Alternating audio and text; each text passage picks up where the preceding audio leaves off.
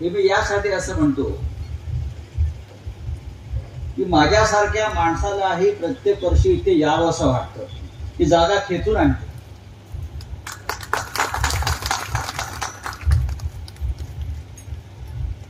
याला पावित्र्य म्हणतात, त्याला मांगल्य म्हणतात, की ज्या जागेमध्ये त्या संतांचं, महंतांचं, गुरुवार्यांचं एक आध्यात्मिक काम इथे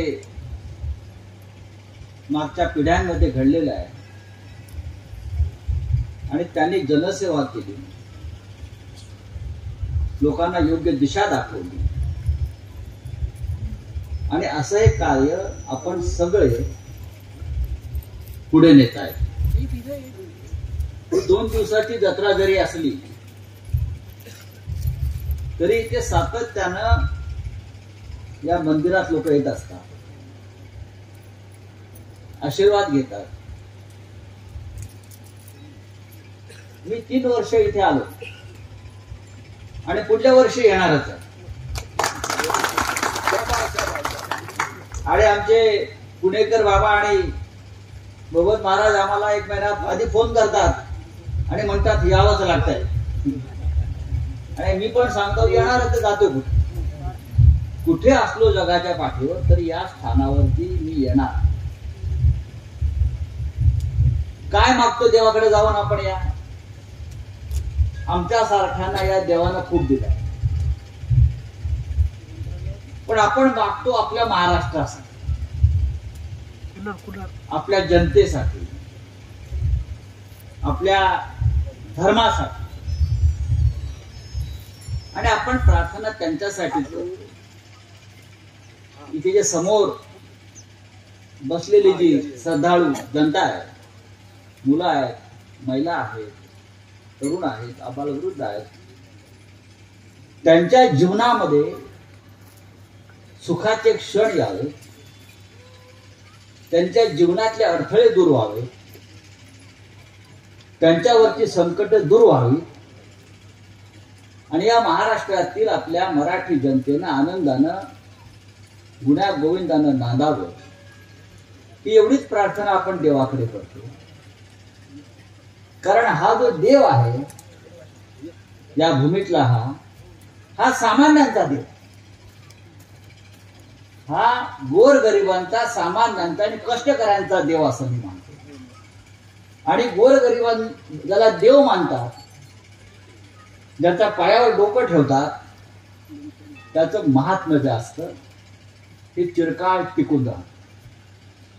रामगिरी महाराज जी बसलेले, अनेक वर्ष ते या क्षेत्रात, अध्यात्माच्या क्षेत्रात काम करतात.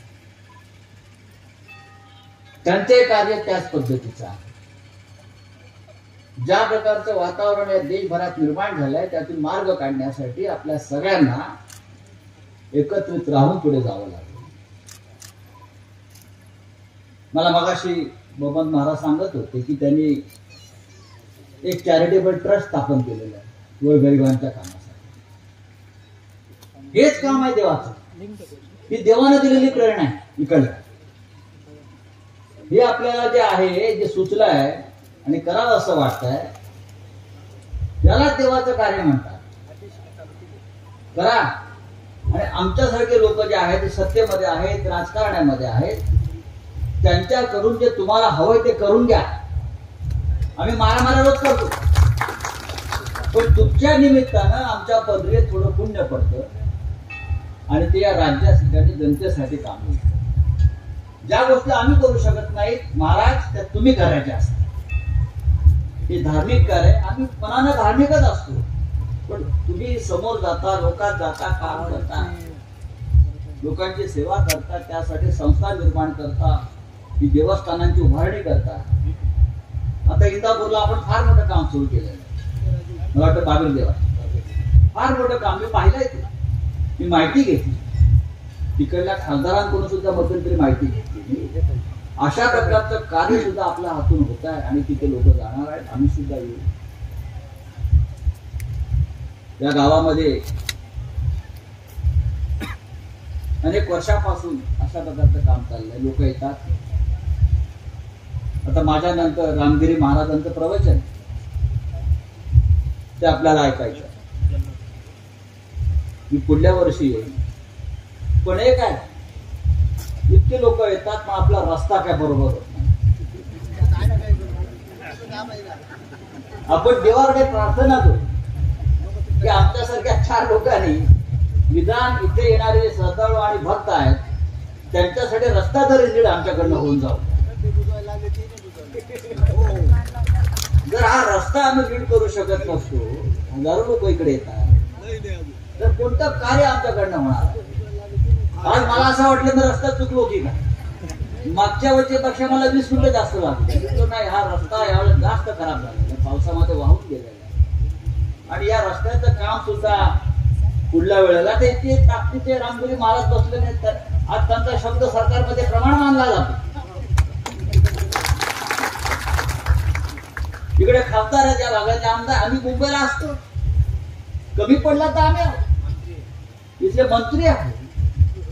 तर त्यांनी हे काम कधी करायचं त्यांना सुद्धा देवाला सुबुद्धी देऊ आणि पुढल्या वर्षी आम्ही येऊ किंवा चांगल्या रस्त्यावर इथपर्यंत पोहोचू अशी मी प्रार्थना करतो. मी पुन्हा एकदा सगळ्या आमच्या दिग्रजला मी नक्की येणार. मला मगाशी आपण आमंत्रण दिलं, आमंत्रणाची पण गरज नाही. तुम्ही मला सांगितलं, मी पोहोचलो. पुणेकर बाबाने सांगितलं आणि मी नाही असं कधी होणार नाही. मला तुम्ही सांगा, मी दिग्रजला येईल. पुढल्या वर्षी नक्की येईल. त्याच्या आधी आपल्याला जर काही कामं पूर्ण करायचे असतील ते आपण एकत्र बसून पूर्ण करू.